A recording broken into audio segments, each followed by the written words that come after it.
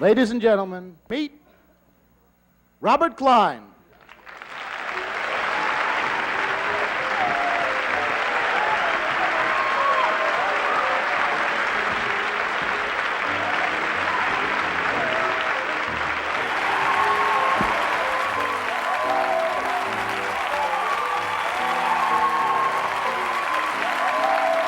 I chose the perfect profession. I did a lot of things wrong in my life, but my profession was not one of them.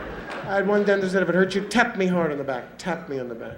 I almost broke 3 of his ribs. It's a slightly counterproductive maneuver to hit someone hard on the back who has a live drill in your mouth. Unless you're in the market for a third nostril. It was a myth in my house. It made my parents comfortable. I always said I wanted to be a doctor. I did think it was quite a noble profession, that doctors had the power of life and death. I went to college to be a doctor, and I like to say a few things got in my way. Physics, calculus. If you're hungry at 4 in the morning in New York City, you have your choice. If you're hungry at 4 in the morning in Valparaiso, Indiana, you eat your arm. If you're lucky, there's an old man with tattoos and no teeth and a paper hat and a hamburger stand. How do you like them? Check, please. To be a performer professionally, say specifically a comedian, on demand for compensation at a time and place of someone else's choosing, not in the living room for your relatives or your close friends on the street corner, that's a quantum leap. I got busy about a year and a half ago. I got one of these spurs and my wife was pregnant. I said, I'm getting an exercise bike. That's all there is to it. I'm going to be, healthy. Have it a year and a half. I'm ashamed to say it has 1/8 of a mile on it. What happened is that fateful day that I realized that my sport jacket fit perfectly on the handlebars. I think I made my own niche. I certainly am original, and I don't go with the tide, that's for sure. I can't stop my leg. I can't stop my leg now. I cannot stop my leg. Candidly, maybe immodestly, I think I'm better at it than I ever was. I don't know how to set the mainsail or the forecastle. I'm from the Bronxel. We're a mainland people. We do not sail in the Bronx. You see a sailboat in that neighborhood?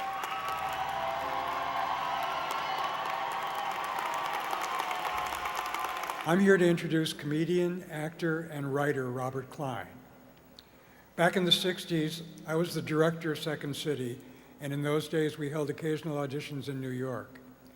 One year among the auditioners were Fred Willard and Robert. Of course, we hired both of them and brought them to Chicago.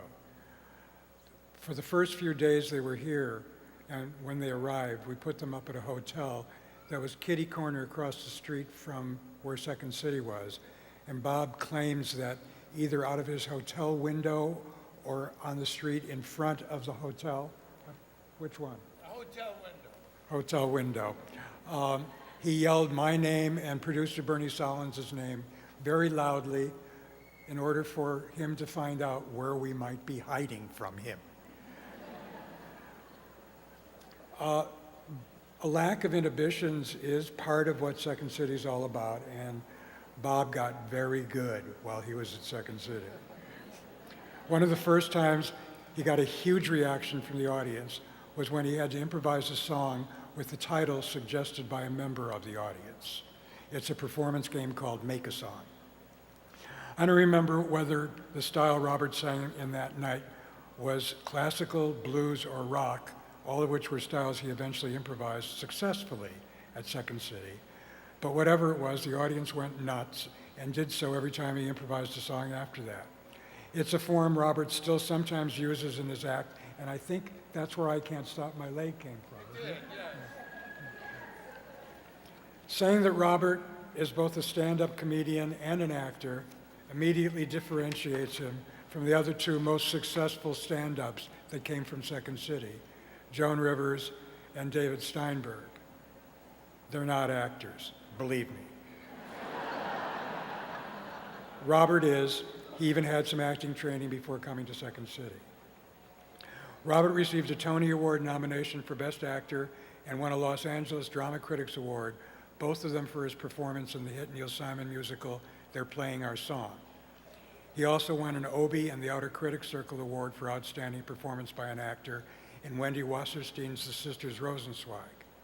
He was nominated for Grammy Awards twice for Best Comedy Album of the Year for his albums Mind Over Matter and Child of the 50s. He also received an Emmy nomination for his 2000 HBO special, Child in His 50s. Robert co-starred in the hit NBC series Sisters and appears regularly on talk shows, having made more than 100 appearances on The Tonight Show and The Late Show with David Letterman alone. He's been in a lot of movies as well, most recently with Jennifer Lopez in Backup Plan, which he says nobody saw.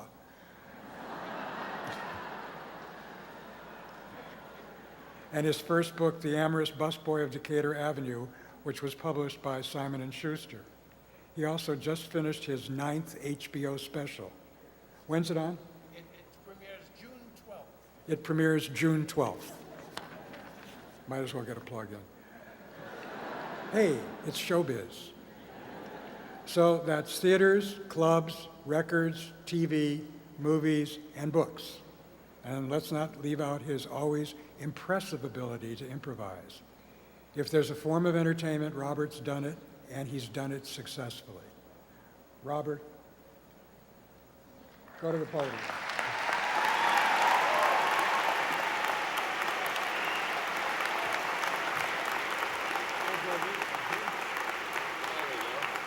Mr. Robert Klein, for your outstanding contributions in the field of dramatic arts and in other areas of the entertainment world, Columbia College Chicago is honored to award you the degree of Doctor of Arts, honoris causa, with all the rights and privileges appertaining hereto.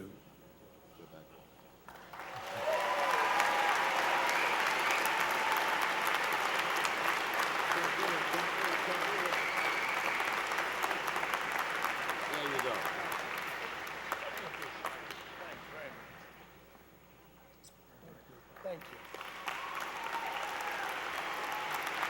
Congratulations, Robert. Thank you, Doctor. Thank you. Sheldon, thank you very much. I'd like to say, first of all, this hat is cutting off all circulation to my brain. And to remind all of you, this hat is a one-time thing, okay? Don't wear it to a job interview. And I'm also having tassel troubles. This is a tremendous honor. It is the third time I've received an honor from a university of this, but this is the most unique.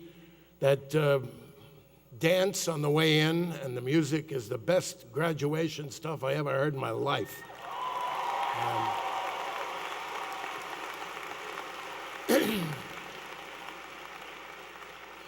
And I'd like to say, film and media arts. It got a big applause before. I don't know why it's not getting more. Thank you. This is film and video arts. See, that's why I didn't get it. Sorry. There you go. If I keep on saying that for 10 minutes, I'll be a tremendous hit here. This is a great honor. I remember performing for the USO. It was a little dangerous flying into Orlando. We were taking fire from the Pirates of the Caribbean ride. Yeah, don't laugh. One of those cannonballs hits your wing, you're dead. And they gave me the key to the city of Orlando. I don't think that was as big an honor, but I had never received a key to a city before. I had received the combination to Schenectady, New York. They were a poor city and couldn't afford a key. What can I tell you? You look around you here, class of 2010, and they're telling you we're in a recession, and there are terrorists trying to blow us up, and the infrastructure is failing, and Greece is failing, and it's all failing. Well, don't worry. They're right. Now, what can we do about it? First of all, I think I was born in 1942, but I can tell you that even though I went to college to be a doctor, as I said, there and a few things got in my way, like reading and comprehension and behavior and attendance and talent and calculus and zoology. I went in for history, political science, and history tells us a lot. Namely, I can tell you that the world was in much worse shape in 1940. There was a full-blown depression. Europe was dominated by fascist Germany. All of Asia was dominated by a fascist regime in Japan.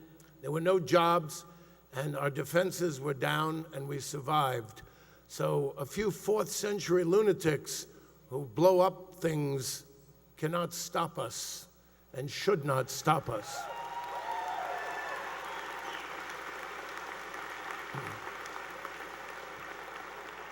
I was the first generation to live in the nuclear world. As a child in PS 94 in the Bronx, we had one person from the Bronx, or maybe only one person will admit they're from the Bronx. We had numbers instead of names for our schools, which was highly depersonalizing. Instead of the Mark Twain School or the William Thorndike School, we had PS 94, PS 80. And we had school songs, homages to numbers. I want to be the kind of boy that 94 can boast about. I want to be the 80, dear 80. Your name will rise above. Your name will rise above 79. That's what your name will rise above. There were even sentimental ones. 106, we love you, you know. 139, hear a cry. That is depersonalizing. On the other hand, we learn something, and I have this kind of innate sense that I don't like, that America is dumbing down, and quickly. Newspapers are going out of business. The whole idea of a book, and I know that, you know, this college has some literature majors and fiction writers. You made that up, right?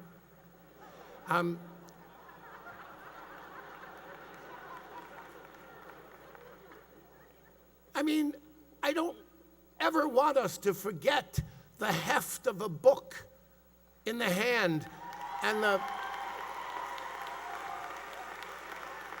the patience and well-lit space in a comfortable chair it takes to read a book. And I mean, computers are great. Admittedly, I'm a geezer, and when I graduated in '62, the engineering students used slide rules. Know what they are? And when I first was in show business, we edited everything by razoring tape, okay? There are some tape razors over there. Things have exploded exponentially, quickly, geometrically in my lifetime. It gives you all the more responsibility with these tools at your hand to make it right. You musicians, you're entering a tough gap there. I mean, you know, really, you know how they say among musicians, you know how you reduce the aerodynamic drag on a trombonist's car? You remove the pizza delivery sign.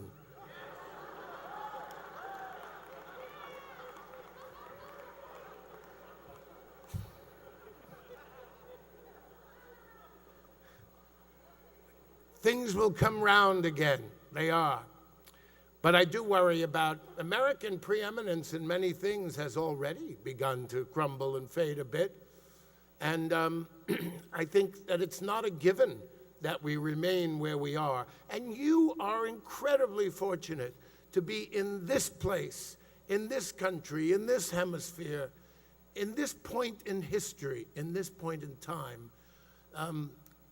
The world has been a tough place in its creation. I'm talking about even in geologic terms. You know, I'm addicted to this Learning Channel and, you know, the violence that created this place.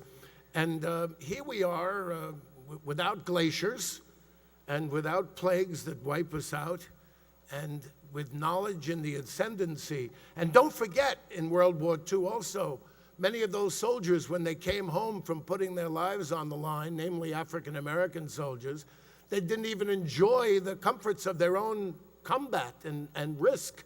So we have come such a long way, and let's not lose it now. And it would be a cliche, of course, to say we all depend on you because you're the youth, but we all depend on you because you're the youth.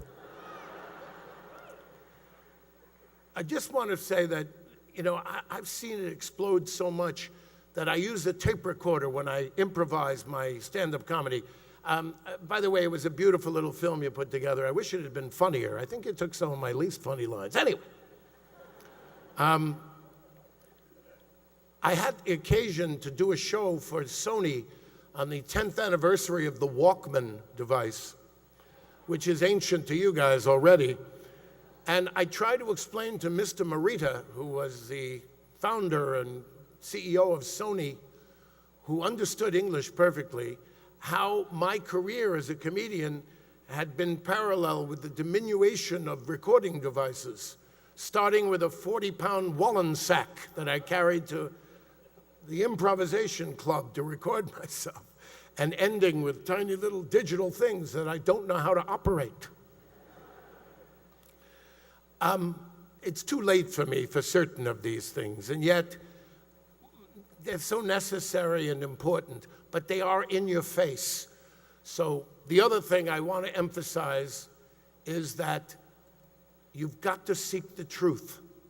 With this access to everybody having your information and your facts, you got to question what you see and read on the internet, because people are entitled to their opinion, but not their own facts, Senator Moynihan said. So make sure you discern, okay? And think and listen to the other person. I am fearful of this immoderation in the political climate, which is an American tradition, by the way, the things they call George Washington, my God. You know, by the way, we were taught in PS 94 that he never told a lie and he chopped down his father's cherry tree. All that was a bunch of crap from Parson Mason Locke Weems, who wrote the original best-selling biography in 1802. Actually, he risked. He was quite an amazing man who gave 20 years to the country. He was a slaveholder, it's true, but freed his slaves upon his death. He would have been hung by the British had we lost the revolution. And I know he'd be proud to know that we celebrate his birthday every year with a mattress sale. Fame is difficult. I wish you all the very, very best of luck on this great day. Thank you.